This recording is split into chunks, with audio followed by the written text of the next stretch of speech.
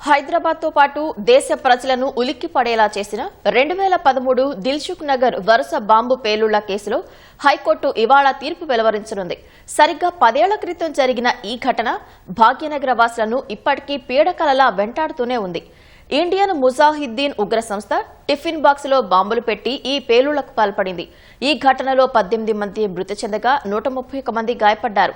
కేసులో 5 నిందితులకు ఎన్ఐఏ ప్రత్యేక కోర్టు 2016లో ఉరిశిక్ష విధించగా తీర్పుపై హైకోర్టును ఆశ్రయించారు.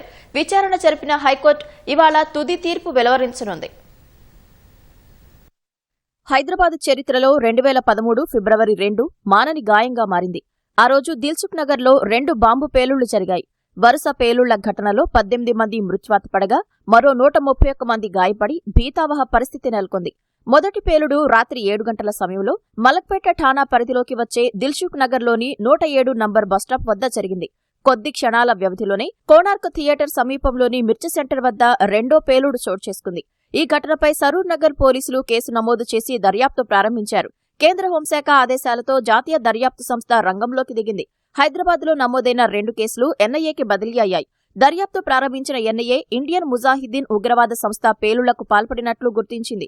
దర్యాప్తులో భాగంగా అహ్మద్ సిద్దిబప్ప జరార్ అలియాస్ యాసిన్ బత్కల్, అబ్దుల్లా అఖ్తర్ అలియాస్ హద్దీలను 2013లోనే ఇండో నేపాల్ బోర్డర్ సమీపంలో అరెస్టు చేశారు.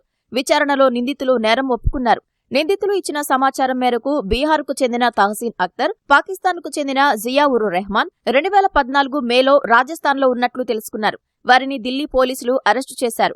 వీరితో పాటు పూణేకు చెందిన అజీజ్ షేక్ను సైతం ఎన్ఐఏ అరెస్టు చేసింది.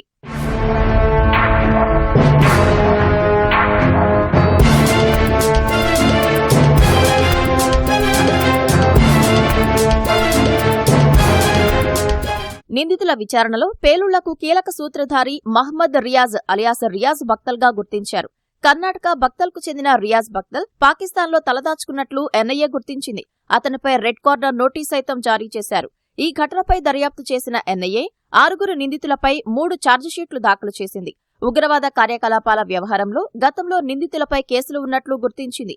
ప్రధాన నిందితుడు రియాజ్ బక్తల్ మినహా మిగిలిన 5 నిందితులపై ఎన్ఐఏ ప్రత్యేక కోర్టులో 2015లో ట్రయల్ కొనసాగింది.